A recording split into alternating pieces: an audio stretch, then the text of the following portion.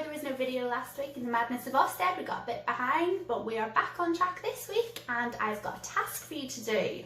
I would like you to solve the equation 7 add 6 is equal to. Just point out my little helper today. Hope you don't mind. She's going to be very quiet, aren't she?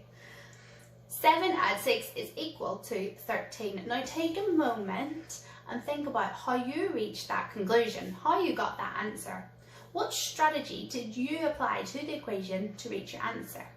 Because in school we teach your children different strategies to apply to equations in maths. And their task is to decide which strategy they're going to use. They might have used the countdown strategy where they would say 7 add 6 is equal to. So they would count from 7, you ready? 8, 9, 10, 11, 12, 13. So that is a perfectly valid strategy to use, but you can see the efficiency problem. You're going to run out of fingers and you might start making mistakes. Thank you. Now, I'm glad you all have children.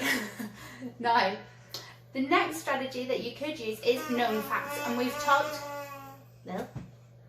talked recently about known facts, and one of those things was doubles. So they might know that 7 add 7 or double 7 is equal to 14.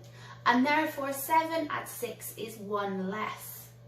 7 add 6 is 13. Or they might know double 6 is equal to 12. And then 7 add 6 is 1 more, so that would be 13. That is applying known facts to the equation. And that can work in different ways depending on what the equation is, but known facts, that's why they're really important.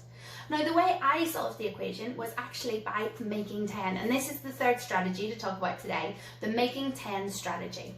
Now what I did was I started with 7, and I know that 7 add 3 is equal to 10 because I'm really good at number bonds to 10, so are your children. So I know 7 add 3 is equal to 10, so 3 takes me up to 10. I've used 3 of my 6 that I was adding on, and there are 3 left to add on, and I can easily do 10 add 3 is equal to 13. Therefore, oh dear, 7 add 6 is equal to 13. We just leave that there.